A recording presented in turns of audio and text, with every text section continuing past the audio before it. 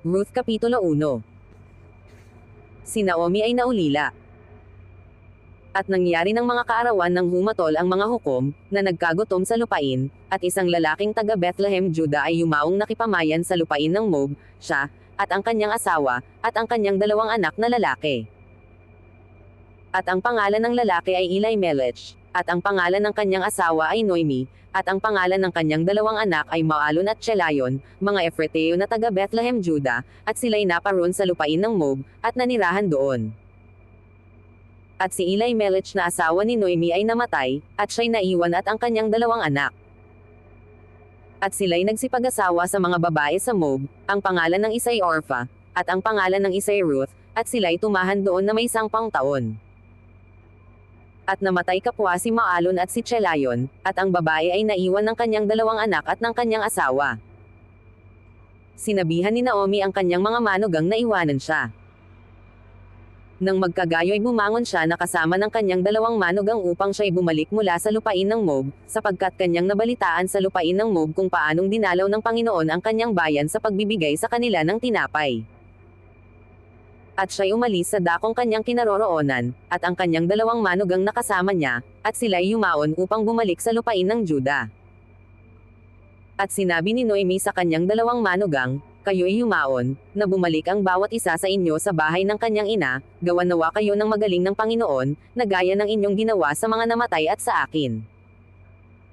Ipagkaloob nawa ng Panginoon na kayo'y makasumpong ng kapahingahan, bawat isa sa inyo sa bahay ng kanyang asawa, nang magkagayo'y kanyang hinagkan sila, at inilakas nila ang kanilang tinig at nagsiiyak.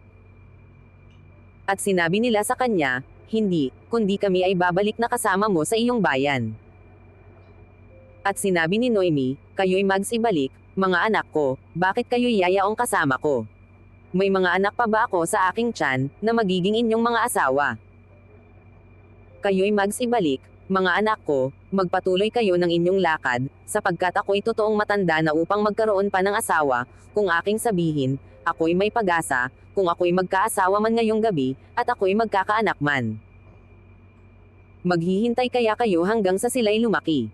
Magbabawa kaya kayo na magkaasawa?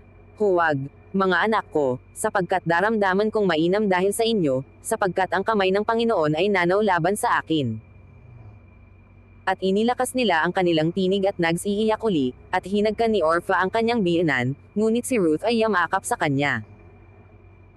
At sinabi niya, narito, ang iyong hipag ay bumalik na sa kanyang bayan, at sa kanyang Diyos, bumalik kang sumunod sa iyong hipag. Pinili ni Ruth na manatili kay Naomi.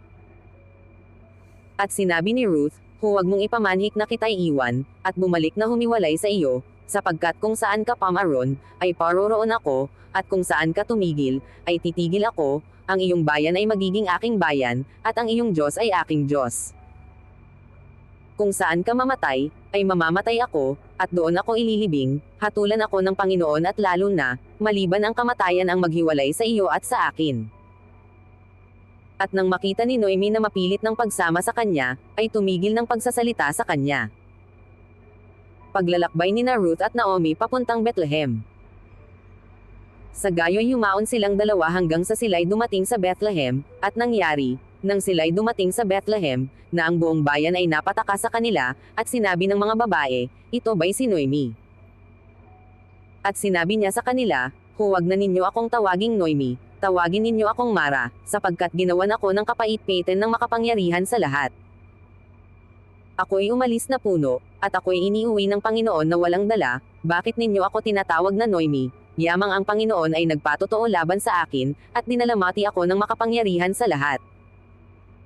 Sa gayo'y nagsibalik si Noemi at si Ruth na Moabita, na kanyang manugang nakasama niya, na nagsibalik mula sa lupain ng Moab, at sila'y nagsidating sa Bethlehem sa pasimula ng pag-aani ng sebada.